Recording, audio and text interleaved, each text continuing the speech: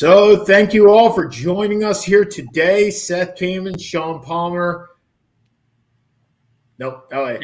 Hey. You got it right the first time. So Seth Okay. Kamen, Sean Palmer here on Seth and Sean Sports Radio. As you can see from the banner below, you can find us at Seth and Sean Sports on Facebook, Seth and Sean on Twitter at SKamens for that guy, and I'm SU Lawyer 2001. And as we discussed last week, we have a basketball preview for you, of which it'll be great because I'll be the one asking the questions and Seth can answer it all. Because Yay! And we'll talk a little bit about the baseball at the end, because there was some free agency that happened in the last 48 hours, a new GM for the Mets, supposedly. Did they sign Billy Eppier? That is the guy. I didn't know they signed them. No, well, supposedly. I said supposedly. Okay. He is the leading candidate. But first let's talk some college basketball. So The first thing I noticed in doing all my research is that unlike football, unlike just about every other sport, the West Coast has some good teams. I mean, like that's where your late night proudness of watching college basketball is going to pay off this year, because you're going to watch good games late at night. I mean, I was actually surprised that two of the top five are in the West Coast. Well, how can you be surprised? I mean, Gonzaga's been the best team in the country over the last 3 or 4 years. Correct, but UCLA has not. Right, but UCLA made that great run to the Final Four last year where they only lost on the miracle shot by Jalen Suggs. Correct. They brought back everybody. Yeah. Well, and it's just interesting, and they got a transfer too, and another 5-star recruit. I mean, they got Miles Johnson out of Rutgers, and they got the 5-star recruit. Did you ever think you'd be saying how amazing it is for UCLA to get a recruit from transfer from Rutgers? There are lots of and that goes to another conversation that we can have about the transfer portal, right? And how it is. No, I never thought I would say that, but at the same time, I never thought that transferring would be like college free agency either. And and that's exactly what it is, right? So if you recruit a guy and he blows up let's say to Rutgers or somewhere along those lines, and he blows up in his freshman year, he can say, "Oh, well, I can go to Duke now, so I'll just get recruited by Duke. I'm going to open up my recruitment again. No loyalty whatsoever." I'm not so certain that this isn't just payback for all the coaches leaving. It seems very similar to coaches leaving and kids having to stay. I don't like the portal. I'm telling you, I don't. No, I don't either. But the only bright side that I've seen of it is it's kept more people in college. Now, I may not know what team they're on anymore, but I'm not seeing as much jumping to the NBA as expeditiously as we saw before. And while there's the 2 or 3 people that are going to the G League or the overtime, the elite or whoever it is, it's kind of an out of sight, out of mind thing. I mean, if you watched any, and I know you didn't because it was 4 hours past your bedtime, but I did watch part of UCLA Villanova. Yeah, I definitely did not stay up for that. Of course not. It started at 11:30. It was right after the U.S.-Mexico. Dos y cero. You got to watch 2 full sporting events in one night? My wife was asleep. No, I fell asleep during the UCLA Villanova game. I can't stay up till 2 o'clock anymore. What do you think I am, 41? So, but watching that game, that was two legitimate Final Four teams and 2 legitimate teams. That was a great game, no matter what, whether it's now 5 years ago, 8 years ago, 12 years ago. Gonzaga, Texas, good matchup. Gonzaga dominated because Jacob Timme was just awesome, or Drew Timme, was just awesome. But there have been a lot of good matchups early on, and that's been fun. Well, and I think a lot of it, and you're going to see this in the Battle of Atlantis and a couple of these preseason tournaments, is before teams get into teams are finding that they need to play better out of conference schedules. I mean, that was part of what the NCAA tournament committee said, was that you need to play a legitimate out-of-conference schedule if you're going to make bones about not making the tournament at the end. And I think you're seeing teams step up and have better out-of-conference schedules. And COVID definitely robbed us a lot of that last year, in that these tournaments were not played, such as Battle of Atlantis and the Jimmy Valvano Classic. And I mean, in 2 weeks, I'll be going up to New York and seeing Syracuse play Nova in the Garden. Hey, I'll get to see Seth too. And I've never seen. I'm looking at your background, Jake's picture, Jake's dad. That's a pretty sweet picture. Jake loves dad. Yeah, Jake loves dad. So I'll be able to see the fam and toot my own horn, literally toot my own horn at Madison Square Garden again, which will be a lot of fun. But those tournaments were not played last year. So no. Like everything else, there was a little bit of a missing piece. But because of that, teams got players back that they never would have thought they would be able to do. And one of them, you just alluded to it, is Villanova. I mean, Villanova, no team benefited more from getting. Villanova not always, but often seems to keep their players longer. That's true, but not 5 years. No, but guys like Sadiq Bey, who I think left after his junior year, and Robinson Earl, who left. I mean, you have what's his name, the point guard Gillespie. It feels like he's been there for 10 years. He's like the Jeff Settles of the 2020s. Connor Gillespie and Jermaine Samuels are there back this year when they're fifth years. So I mean, they definitely. You're right. It's kind of like the Steve Wojciechowski, right? The guy that just he never or Jerry McNamara. These guys just never leave. But they've been playing since they were freshmen, which makes sense. And you're right. Villanova has a tendency to be able to keep their stars. And is it because they're not really stars? They're just stars of a system. They're very, very good role players. Right. And you don't see too many. Now, I mean, again, I'm just thinking off the top of my head. I don't think Bay won the top 10. So I don't remember the last Villanova guy to go in the top 10. Oh, Miles Bridges. Mikal Bridges. Yep. And I don't think he went 10. I think he went around 11 or 12. But they're very good role players. And the way they play in the system at Nova fits the NBA well as the role player. You don't see too many Nova guys who are the number ones, but there are a lot of the number 3 guys who play their role and have really nice careers and transition very easily to the NBA. But it's interesting to see that Gonzaga used to be like that too, right? In that they got the 3 and the 4 players, not necessarily the stars, outside of Adam Morrison, way back when. And now they are getting those types of recruits. They're getting. They got the number one recruit. They got the number 1 recruit in the country in Chet Holmgren. They got Hunter Salas, who was, I think, a top 10 recruit. They're stacked. The only reason I can't take them to win the national title is because I've picked them like the last 3 years. So it kind of seems kind of dumb to pick them again.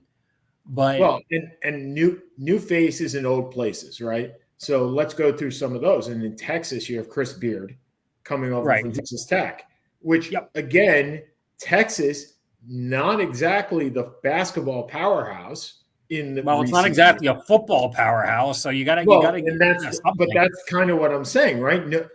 New faces in old places. You don't. I mean, when's the last time Texas? I mean, you're looking back. TJ Ford. Well, that's the last time they went to the Final Four. Right. TJ so I'm Ford. saying I know that. That was the last time legitimate contenders was TJ Ford, right? Well, I mean, they had 1 year with Durant that didn't go very far. Shaka Smart never could really get off the proverbial schneid. Last year is a good example. They were the 3 and they lost in the first round. I want to say to Oral Roberts, which was actually a shocker that they kept their star player. I think it was Max Albans. I think that was a 3-14 game. Look, Chris Beard is one of the best coaches in the country. And to go from Texas Tech to Texas makes all the sense in the world. And their first game was going to Gonzaga. Well, and the thing about Texas is we just talked about the transfer portal. Wow. Yeah, they got Marcus Carr from Minnesota. Was the big they got name. a lot more than Marcus Carr. I mean, they got Devin Askew from Kentucky, Timothy Allen from Utah, Dylan Dessou from Vanderbilt, Christian Bishop from Creighton, Trey Mitchell from UMass. The best known guy. I apologize for not memorizing all 7 guys on the Texas transfer window, but the guy that's best known is Marcus Carr, who was an all Big Ten player in Minnesota. But the question is, a 20-point scorer for a team that never went anywhere, hence Richard Pitino losing his job there, and now I think he's at New Mexico. Is can he now win in a big time environment where they're going to be competing for Sweet 16, Final 8, Final 4, and a Big 12 title in one of their last years in the conference? Well, and Kansas loses last year, doesn't take home the conference title for the first time in I don't remember how long.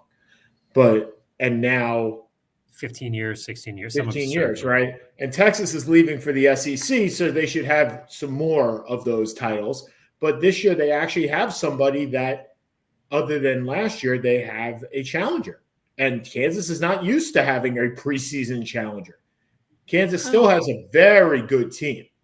They do. I mean, they got David 4 starters returning, and they're all NBA guys. Yeah, David McCormick's a beast.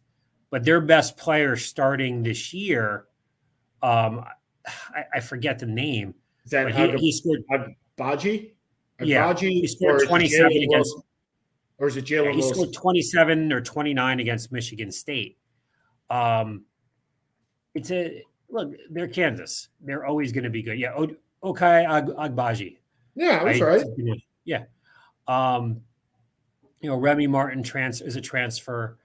They're a good team. They're always a good team. But until Kansas wins it, Kansas is Kansas. They're always a 1 or 2 seed. For the most part, always something goes wrong. Hakeem Warwick blocks a shot out of nowhere. I understand. They've been the most consistent program over the last 30 years, and they've won 1 title. They probably should have won 3 or 4. Then I don't think this team is. I don't know if this team is talented enough to do that. To be perfectly honest.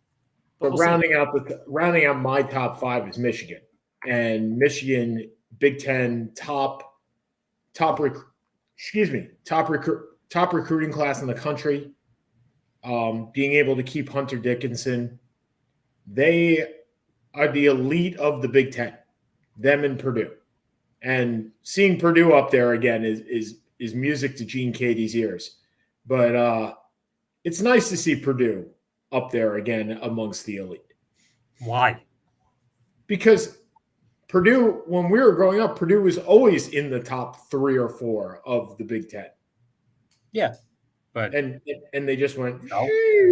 And now they go. No, they never went shoo. They just Purdue has always been, and until proven otherwise, Purdue will always be that tough 7-10 game that always wins, and they give the 2 seed a beast of a time and lose 62-59. Now, the exception was 2 years ago when they played UVA in the Final 8 with Carson Edwards, and they should have won the game. And then Virginia hit a shot at the buzzer to put it in overtime, and they won there. But no, Painter's got a good team. Jaden Ivey's really good. Trevin Williams is really good. They probably the best front court in the country. The Big Ten, as usual from a college basketball standpoint, is stacked. Michigan is excellent, as you said, led by Hunter Dickinson, Isaiah Livers. Michigan State is Michigan State. They're going to be fine. Illinois brings back Kofi Cockburn in one of the weirder plays you'll ever see. Maryland is going to be good. It's a good Ohio State still has EJ Liddell. It's a good conference. It's a good basketball conference. So what's the conference that we should be looking at and saying either mid-major or otherwise that has teams that we probably have heard of but aren't looking to say they can make a run? You want to say that again in English? You kind of ran the gambit on that. Give me your surprise teams. That's basically, or a surprise conference. Arkansas, to me, is a surprise team. Like, being ranked in the top 20, they're not a team that you generally say, yes, Arkansas is going to be in the top 20, right? Ever since Nolan Richardson. So you got Eric Musselman's back there. They got a couple of transfers, and this is going to be a running theme, is that teams bring in transfers and immediately can play. Well, remember, Arkansas was a 3 seed last year. So they had an excellent year last year. The SEC is solid. It's funny, they were never a basketball conference, but over the last couple of years, as football has become the top and the bottom, and not much in between. You've had Auburn, the coaches that have come in, Auburn with Bruce Pearl at Tennessee or Auburn. I'm actually blanking. He's coached at both. I'm forgetting which one. He's at Auburn now. But Tennessee's, under Rick Barnes has been very good. Kentucky's Kentucky. Bama, Nate Oates from, put together a borderline Final Four team last year. I mean, they beat Maryland by 40, and if they played half as well against UCLA, they probably would have gone to the Final 8.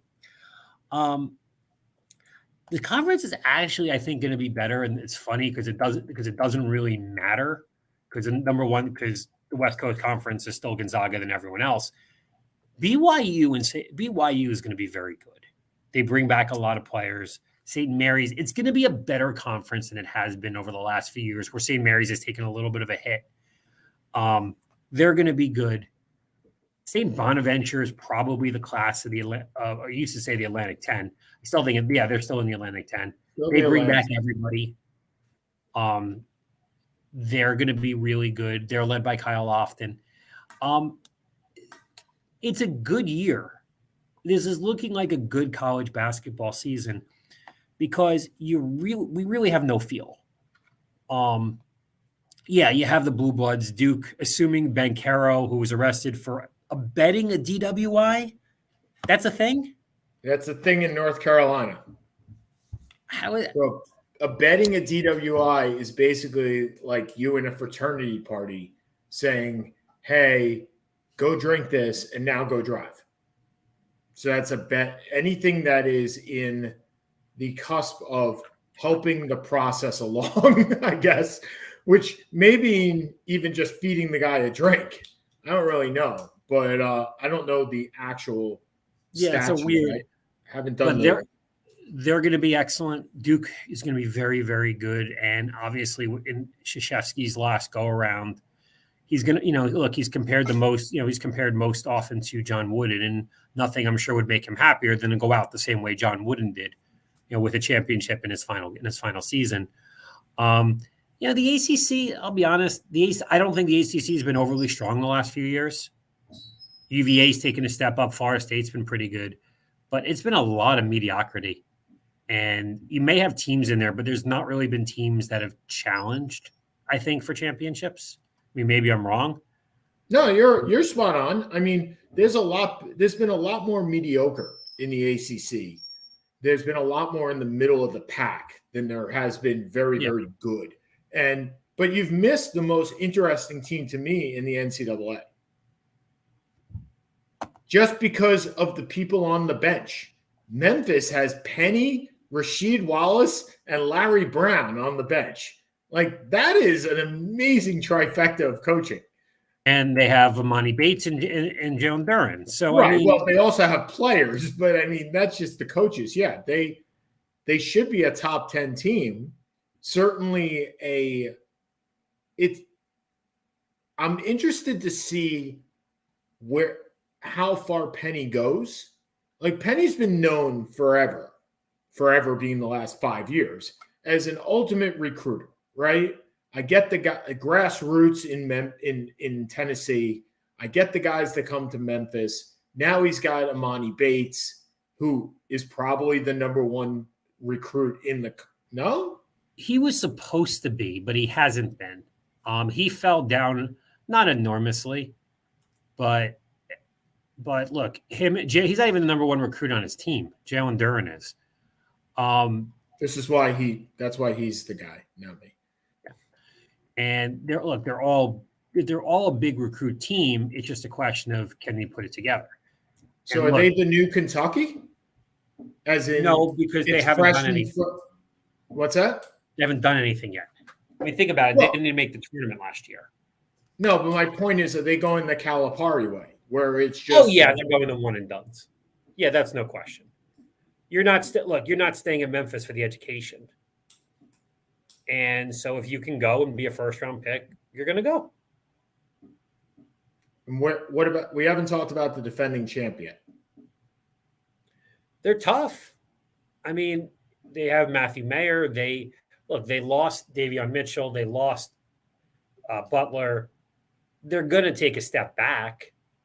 But look, what Scott Drew did is think about where Dave Bliss had that team 12 years ago, 10 years ago, whatever it was. You mean on the brink of extinction? They were. And look, whether they were the best team in the country or not, they won the title. And at worst, they were the second best team in the country. They are big and tough, and they beat the crap out of you. And they're going to be very good. They're going to be a threat. We are the New York Knicks. So, except they actually won a title. Yes, thank you. Just wanted to remind you of that fact. Yeah. Well, you did. And okay, so a team comes off 9-16. And now they're in the top 10. Name me. Name you? This team I went 9-16 last year, and now I'm in the top 10. Who am I? I would assume it would be Memphis. No, you're Kentucky. Was Kentucky 9-16? Jesus. 9-16. Wow. Yeah, I mean, I didn't think they were top 10, but look, they're extreme. They're still very talented. The team did not blend well last year for whatever reason. The center from West Virginia that they brought over, Chibe, will be a good fit. Mintz is still there. They're Kentucky. They'll be fine. CJ Frederick came over from Iowa. They'll be no one's crying for John Calipari over there. Oh, I will never cry for John Calipari. No, like I have no sympathy for that guy. That for every championship, he should have a 9-16 team. That's the way I view. He only has 2 championships. Then he should have 2. Then he needs one more 9-16 team. Wait a minute. No, does he have 2 or does he have 1? He has 1, doesn't he? Because he didn't win the first one with Kentucky. No. That was Tubby Smith. And then he lost the Look at me extolling some college basketball trivia. Dude, you were there. That was when they played. That was when Syracuse was in the Final Four. I understand. That's why you. I can pretty much name the whole team too. John Wallace, Jason Lichty. No, not the Syracuse team. I could name the whole Kentucky team. That was Walt McCartney, Derek Anderson, Marcus Pope. Are you Mark Pope, dude? Mark Pope. Marcus Pope. Marcus Pope. Tony Delk. Jeff Shepard. Yeah. It was a good team. Ron Mercer. That was a really good team. Yeah, their starting 5 all made the NBA. Syracuse had one guy how that team went to the final. The Boeheim thing. John freaking Wallace. That's how they made the Final Four. That's how they made the final game. Well, I remember because you shouldn't have beaten Mississippi State, who was stacked. They had Dante Jones in Georgia. Shouldn't have Georgia was a double. Jason, what the heck was his name? Jason who hit the jump shot to put the game into double overtime. I remember from the corner. Yep. Yeah, we shouldn't have been in that game. I think I was drunk in Cancun during that and going, holy bleep. Yeah, well, I think every Syracuse fan was going, holy bleep as well. So Big Ten, Ohio State, we haven't talked about Indiana. Mike Woodson year. We've seen this story before. And yes, Woodson is given Indiana some hope. And they were able to keep their big star. I forget the name. Let's see where it goes. They're a middle of the tier. I think they're a middle tier Big Ten team, and Okay. they'll probably win a game or two that they shouldn't win, but they're also going to lose a game or two that they probably shouldn't lose. But I'm just pulling up the name because it's now bothering me. I can't think of it. Yeah, there it is. Trace Jackson Davis. And how about Danny Hurley's squad up in UConn? Another team that has fallen on very bad times and might be a top 25 team. And then I was going to give you a little bit of leeway. And since Maryland is probably in the top 25, please give me a short preview of your team. Go. We're really good. I really wish we kept Daryl. We were able to keep either Daryl Morcell, who went to Marquette, or but he was a fifth-year senior and he wanted to become the number one scorer, and that wasn't going to happen in Maryland. Or we could have kept Aaron Wiggins. If we kept either of those two, we're a Final Four team. I think there are our best players. We have the center who transferred from Georgetown. What does it say if you play for Patrick Ewing as a center and you don't want to play for Patrick Ewing anymore, but you want to go play for Mark Turgeon? Not really sure. You only know how to finger roll. That's what it teaches you. So you're talking about Qadis Wahab. I am. I am. They brought in Fats Russell from Rhode Island. Which may be the best name in college basketball. It is a pretty awesome name. I like it. They're deep and they're talented, but it's hard to have confidence in a Turgeon team when they've gone to one Sweet 16 in 12 years. Until we see, look, they've been a top 3 Big Ten team for the most part, but at a certain point, the tournament, you need to do something in the tournament. I was surprised that they kept Turgeon. In the contract that they signed them for, there's really good outs on both sides if they want to call it a day, and we'll see what happens. Well, and I think I called you and laughed when that contract came out, right? Because you have not been a big Mark Turgeon fan over the last. I was a big fan when they brought him in. Right, I said over the last 5 years. But the reality is the progression. Look, you can't put everything on the tournament, but you have to put something on the tournament. And look, our best team was the team that got knocked out by COVID. That won the Big Ten championship, and we're going to be legitimately. I think we're going to be a 3 seed going into the tournament. We're good, but there's just been too much inconsistency, and he seems like a good recruiter, a really nice guy, and a good coach. But we should not be mediocre for 10 years straight. And for the most part, with a couple little ups, we always say replacing the man is harder. Replacing the man is tough. We saw that with Justin Fuente being fired at Virginia Tech, replacing Frank Beamer. It's hard, but you don't usually get 11 years to build. Fuente did not get 11 years. Who did not? Fuente did not get 11. But what's his name? But this is Turgeon's 11th year.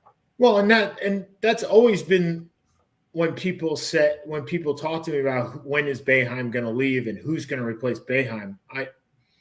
You gotta limit expectations. I mean, Boeheim, I believe, turned 77 today or 78. I mean, Boeheim's not a young guy. His wife keeps him young. What's that? His wife keeps him young. Yeah, his wife keeps him young. But we were talking about this, and it's not the guy that replaces the guy, right? I mean, it's not the Billy Guthridge.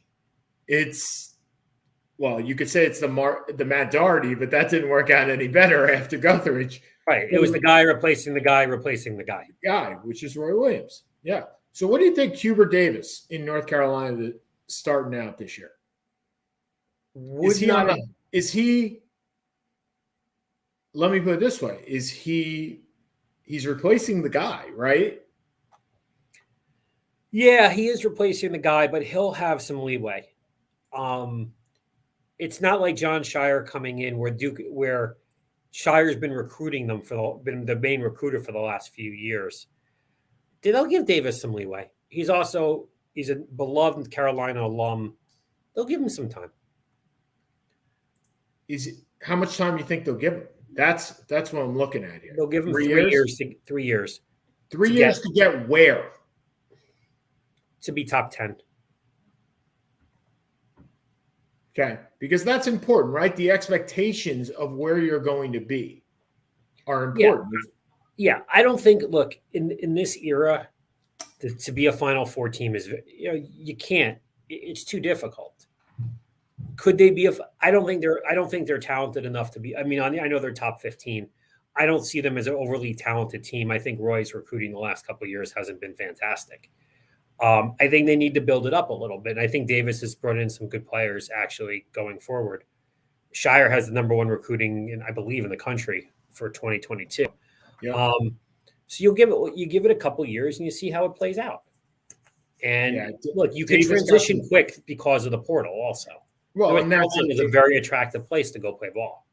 And Davis got some transfers, and you got the center Adam. Oh no, I'm sorry, he's not a center. Dawson Garcia out of Marquette and Brandy Manick out of Oklahoma.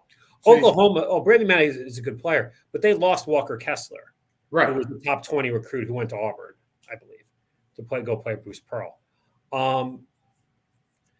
They're not overly talented.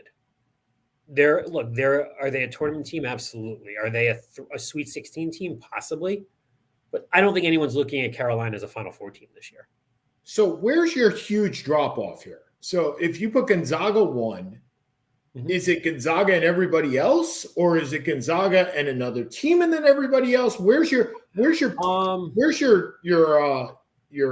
groupings is a better word, right? Well, I mean, that's pretty tough, but I think Zaga's 1.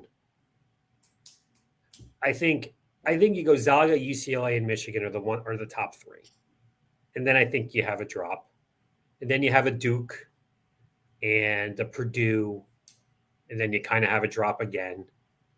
Then you have the Big Ten team. You have the Kansas and the Baylor, and Memphis is kind of a who knows. Oregon, who knows. I do think those 3 teams are the 3 best teams in the country. I don't think it's really going out on a huge limb. It's not like picking Nebraska to go to the end to go to the college football playoff. Who did that? You're never going to let me live that one down, are you? I'm not. I don't understand. I absolutely went out on a limb, which you have not. I did. I went out on a limb. It was wrong. I said at the time it was a huge limb. It was. And it fell right out. You fell right on your ass. I did. They were set my limb this year was I don't think I took Clemson or Alabama to go to the what do you call it? To go to the playoff. We'll have to look those up. I don't remember. No, you definitely did not have Clemson. I know I didn't have Clemson. I don't think I had Bama. Because Bama lost so many players. I think I had a pretty eclectic Final Four. I mean, relatively speaking, I think it's Georgia, Ohio State. I don't remember who the other 2 were.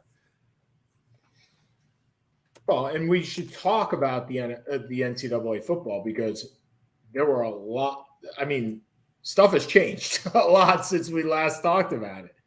I mean, Bama's lost the game, right? I mean, we have a little bit more of Georgia and everybody else. Yes. Right. This is Georgia and everybody else right now. There's no question about that. I mean, look, so I'm going to the Georgia game this week. I have no idea who they're playing, and they're not playing anybody good because it's senior week.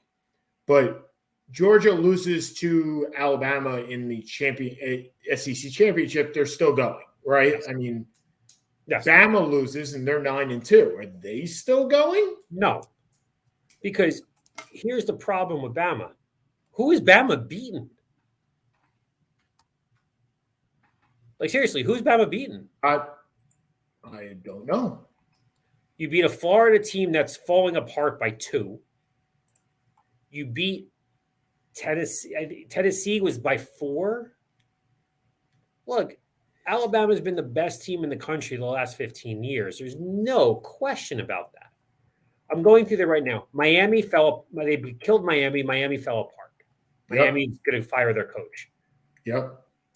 Beating Mississippi State is by 40 is a nice win. There's no question about that. Beating Tennessee 52-24, but it was a 7-point game in the fourth quarter.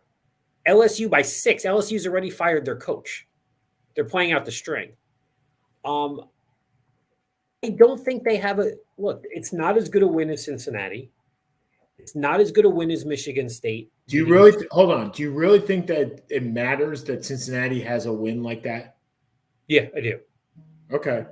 I think Cincy's going to go. Because what I think is going to happen is this. I think you're going to have I think you're going to have Ohio State's going to beat Michigan State and is going to beat Michigan. It's going to knock out both of them. So you have Ohio State's going to be in. Oregon's going to be in. I think Georgia beats Alabama in the SEC title game. So Georgia's in. The issue may be Notre Dame versus Cincinnati. And I don't know how you can take Notre Dame over Cincinnati. Because you're Notre Dame.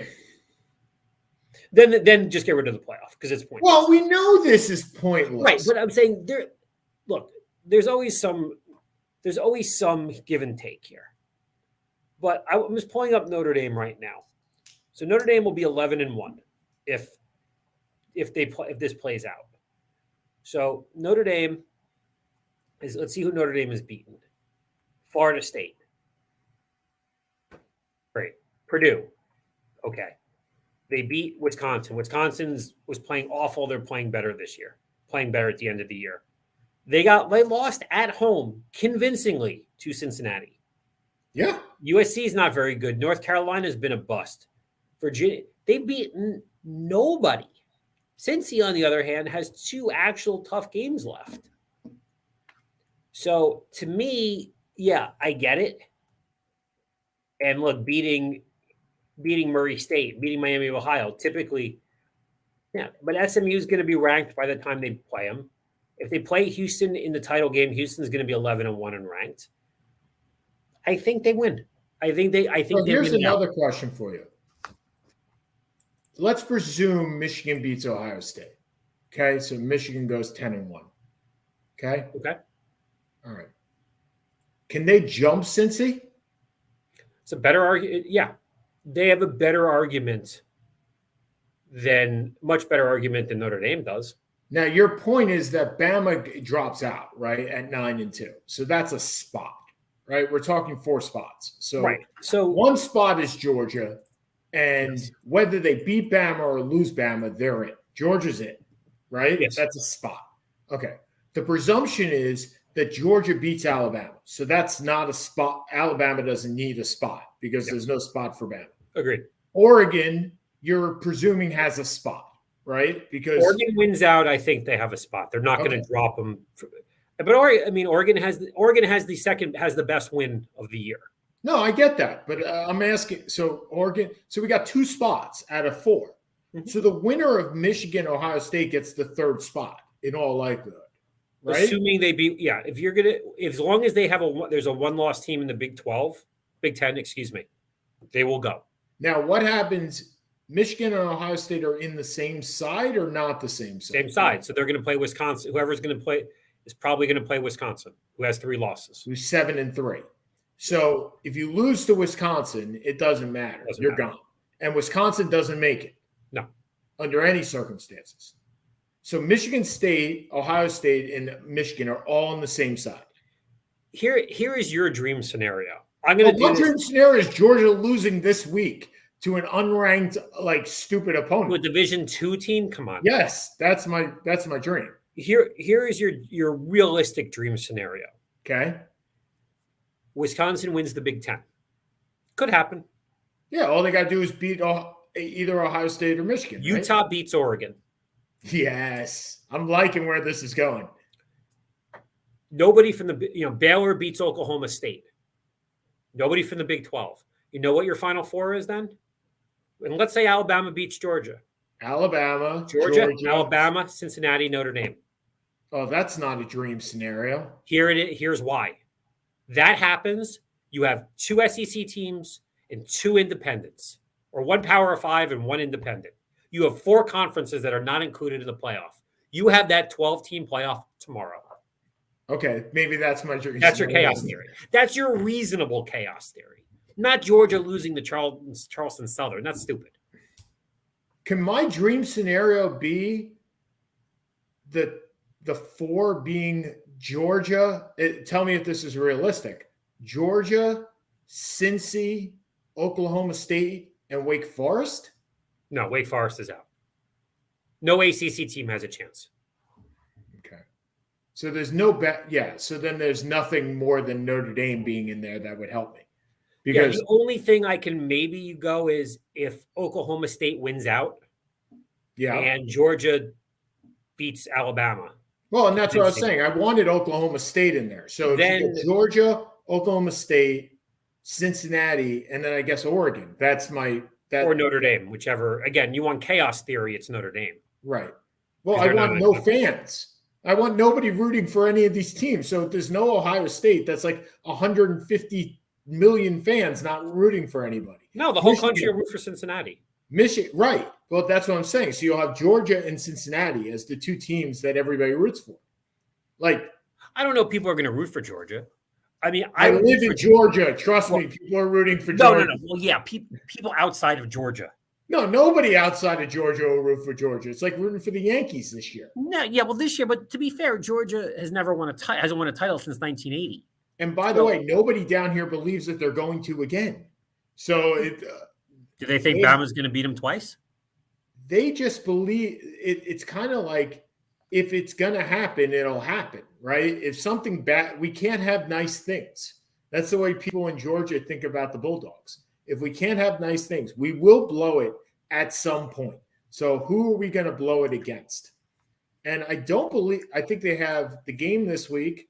They have an SEC title game, and they have Georgia Tech. So it would be a major blow for them to lose to Tech. I mean, it was Tech. And then this week, for those that care about who I'm going to see, it's Charleston Southern Buccaneers. That's what I told you. It's Charleston Southern. Oh, I didn't hear that. They are 4-5. ESPN gives them a 99% chance of losing. 99.9% chance of losing. That's kind of like our fantasy league team with a 99% chance of being in the playoffs in week 4. Yeah, we don't have that high of a percentage anymore. I think we actually do because we have a 2-game lead. So hold on, I can find that out, but I think we actually do. Speaking of fantasy, yeah. Hold on a second. I'm going to check this out. I believe we still have that. Standings. 99% chance of making the playoffs, my friend. Okay. We are still projected. No, we dropped down to number 2. We were projected to be number 1 this entire year, and now we're projected to be number 2 to Christian Mydak. They are our nemesis beyond nemesis, but they definitely have the team to beat if everybody's healthy. I mean, we've said that the whole year, right? Tannehill, Brady, McCaffrey, Terry McLaurin, yeah, if they're healthy. The one thing they do not have is Devin White. So they just do not have Devin White. Okay, so if you're picking a Final Four, we need to get back to basketball. We moved over to football for a second. If you're picking a Final Four, who's in your Final Four? Gonzaga. Yes. You froze. So I thought you froze. No, you froze. You go. Okay, maybe one of us froze. Okay, Gonzaga. Oh, Gonzaga, Michigan, Duke, and let me see. Let me see if I can pull something out of the pervert. Let me take one somewhat sleep. Are you picking Duke just because it's Krzyzewski's goodbye? It's part of it. Let's see what else I like. And there's a follow-up question to that. How do you feel about Krzyzewski leaving? Like, look, you are the New York Mets to the New York Yankees in that rivalry, right? You are. I haven't played them in 10 years. How the hell are we rivals? And I guess that's true. They're irrelevant. Probably Villanova is my 4th. Okay. I struggle with Krzyzewski. I really do, because I think that there's going to be some dirt that comes out at some point. Like, it's just too clean. Like, the program is just too clean. And that bothers me a little. You're still frozen. Oh, I'm still here. I'm still here. So you were frozen on. So you were something. Oh, there you go. Bye bye. So I guess I should let Sean back in now because that would probably be the next thing to do. There you go. I'm still here. I never left. Yeah, I know. So anyway, I don't know how I feel about Krzyzewski leaving. I think that at some point you're going to hear about some dirt somewhere, somehow. Not sure Why now? Because he's leaving and it won't matter. I've never seen a program that clean ever. And Dude, so Google Myron Piggy. who the heck is that? Just Google Myron Piggy. Is that like Fats Russell? Myron Piggy is the former crack cocaine turned basketball hustler. Did he involve Duke? Oh yeah, he's Corey Maggette. It's the Corey Maggette issue. Oh, but they never got anything for that. Maggette admits to taking payments. Yeah, they did a little. Again, you're talking about how dirty are we looking to get? Do I think he runs a program like the all-time, the big dirty ones? No, but I think everyone's a little dirty. Well, I mean, the old adage, right, is a foul is not a foul unless the referee blows his whistle. There you go. From one of the worst movies ever made in Blue Chips. Never Did you saw even it. see Blue Chips? No. I think you would actually enjoy it now more than you would have enjoyed it at the time. Possible. Just because of everything that's gone on. Okay. So, all right, a little bit of free agency here. So the Tigers go and sign Eduardo Rodriguez from the Red Sox, and the Mets lose Noah Syndergaard to the Angels. And we still don't have a labor contract. We're not sure when baseball is going to get played. We have no idea if there's going to be a salary cap or a salary floor. But yet the Tigers and the Angels decide to go out and sign pitchers. I give credit to the Tigers. I like the signing for about $17.5 million over 5 years for them. I'm sorry, I think it was 5 years and 77. So a little bit under that. I don't get the Angels going out and paying $21 million to a guy that pitched 2 innings last year. Can you bring me back to somewhat of reality here? No. I mean, I don't have a freaking clue. It didn't bother me that the Mets put out a qualifying offer of 18.4. It didn't bother me because what else are you going to do? But I can't – if the Angels were going to go – and the Angels have always had a problem with pitching.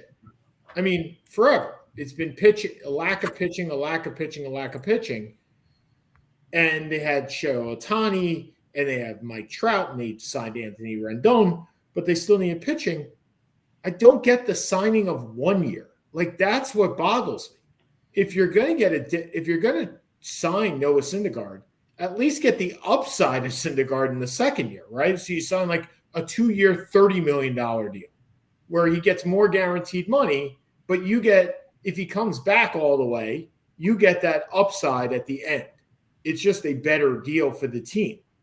This to me is a stupid deal. How do you give someone $20 million for 1 year when he's recovering from a 2-year injury? Just logically, it doesn't make sense. But look, Artie Moreno has never been afraid to throw bad money after bad money. And, look, I don't blame him for the Rendon play.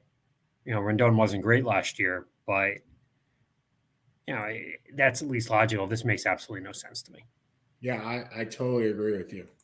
And now we're going back to the NFL where we will probably end up with 10 minutes left.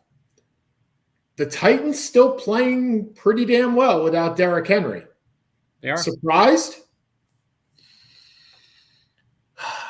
Well, they're a well-coached, tough team. And look, they got a little bit lucky on a terrible, terrible roughing the passer call against Tannehill against the Saints. But the AFC is so confusing to read. right now Kansas City's back as the best team in the AFC. I was just going to say, I just looked at the standings and was shocked that Kansas City is the top team in the West at 6-4.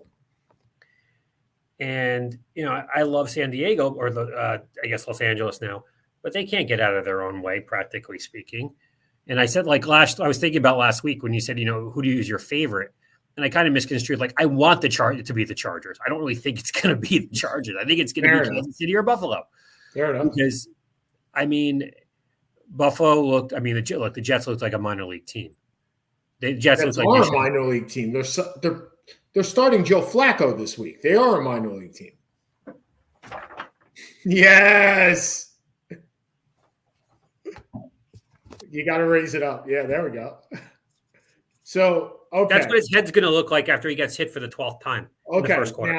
Now we have to educate our listeners because this predates the StreamYard cast. And you froze again. For those of you who don't know my feelings on Flacco, I got crushed actually by calls on the show when Flacco got his $120 million deal. And I couldn't figure out for the life of me how that happened after 3 games. And mind you, in the playoffs. And, that one, not always am I proved right. That one kind of came pretty quickly. That was a gross overpay. And look, Flacco has had a nice career. But the Ravens didn't really have much of a choice at that point. So they were stuck. And ever since that contract was signed, Seth has railed against Joe Flacco as the overpriced quarterback. Not necessarily a bad quarterback, just an incredibly overpaid quarterback. Was I wrong? No, not as bad as the Scott Frost. No, definitely not. But hey, he just got another year. He does. So as a token of my appreciation for Joe Flacco, I got Seth a bobblehead doll for his birthday. And I returned the favor this year. If those of you remember the show, I'm not sure where the John Tavares doll is at this point. Yeah, well, John Tavares cuts a little deeper, my friend. Yes, it does. Maybe it's the Alex English basketball card. It's a little bit more synonymous with it. But anyway, so and then as the coup de grace 2 years ago, we selected Joe Flacco as our starting quarterback on our fantasy team for $3. So it paid off. It actually did pay off. We did use him for a while. So the Bills are 6-3. The Patriots, who may be the best team in the AFC, winning 4 straight games at 6-4. Look, they have the longest winning streak. Oh, no. I'm sorry. The Titans have won 6 in a row. They have the second longest winning streak at four games. They were 2-4. Now they're 6-4. They're not the best team. They're not the best team in the AFC. This is the problem with 24-hour sports, is people run out of things to talk about. And a team that really still, although they scored 45 points, but has no wide receivers. Your best wide receiver is Hunter Henry. Nelson Aguilar. A team led by a rookie quarterback is not winning the AFC. They're not the best team in the AFC. They're not going to win their division. It is a credit that they very well may make the playoffs, and I'm not even sure they will, because let's see where we are 3 weeks from now. Fair enough. And then the Titans at 8-2, and they're doing it with mirrors. They really are, because Julio Jones is now out for 3 games. Their running backs are circa 2014 in Deontay Foreman, and Adrian Peterson. Right. I knew it was Deontay. I just couldn't remember the last name. Well, you were mixing up the 2014 Ravens running backs of Devontae Freeman and formerly Le'Veon Bell and Latavius Murray versus the Titans of 2014. And Le'Veon just got released today. So yeah, but they're going to resign. It looks like they're going to resign him. Oh, I thought he was going to the Jets. Which is just Yeah, exactly. So Texans at 1-8, Jets at 2-7. It's all sorts of bad. It's just all sorts of bad for the bottom. Yeah, your whole point now is to hope that Seattle just falls apart. And hope that we don't win a couple of games. Like last year's touchdown. Like last year, exactly. It's like we can't have nice things because even when we lose, we don't lose. Yep. Like the Raiders. Um, What which an amazing still loss remember that that. was. I still remember that. Okay, so we got 5 minutes to go. By the way, the Cardinals are still at 8-2, but the Rams coming on strong at 7-3 until they ran into the last 2 weeks. Like it, I don't know. But It's a whole lot of mediocre. well, and you saw, and this will be my final point. When you watch football, a lot of people get absorbed in the stats. We do as well because we play fantasy football. But it's the little things that we saw from the Buccaneers last year, which make Chris Godwin so good and Mike Evans so good. And it's the little things that make guys like Robert Woods so good. And you saw that more on Monday night than you ever have before because that team was not running on all cylinders. No. Robert Woods is the best blocking wide receiver in football. And when you lose him, not as just a wide receiver, a guy that catches the ball, but a guy that clears out the left side, and Cooper Kupp can come in the inside, and then Darrell Henderson can cut block. It's a big loss. And I'm not sure that they can recover from that loss. I'm not sure either. I mean, I would I think they'll make the playoffs, but I think they're looking at like the 6 seed or the 5 seed. They're 7-3 right now. 10-6, 10-7, 10-7. Yeah. 3-4 the rest of the way. Maybe 4-3 at best. Odell Beckham is not walking through that door. Well, actually, not the Odell Beckham from 5 years ago. Anyway. Yeah, it feels like a Josh Gordon play. Yeah, we're just waiting, and we'll see what happens. Yep. What you got, my friend? Well, quick shout out to the U.S. soccer team. 3 wins over Mexico this year. Viva! Viva! 2-0. 2-0. But if you want to see something cool, even if you're not a soccer guy, Canada, who may qualify for the World Cup for the first time, God knows how long, beat Mexico in the snow. What? And if you can watch the highlights, it was in Edmonton. It was 14 degrees. And you see them doing snow angels after a goal. Great stuff. I have to watch that. Great stuff. I'm pulling and anything where Mexico loses is good for everybody. Absolutely. Okay, for Seth Kamens, this is Sean Palmer. We'll see you guys next week. We'll probably do – I'm not sure what day we're going to do it based on the Thanksgiving holiday, but we will figure out a time next week and get it done. Have a great weekend, everybody. Have a good one. Yeah.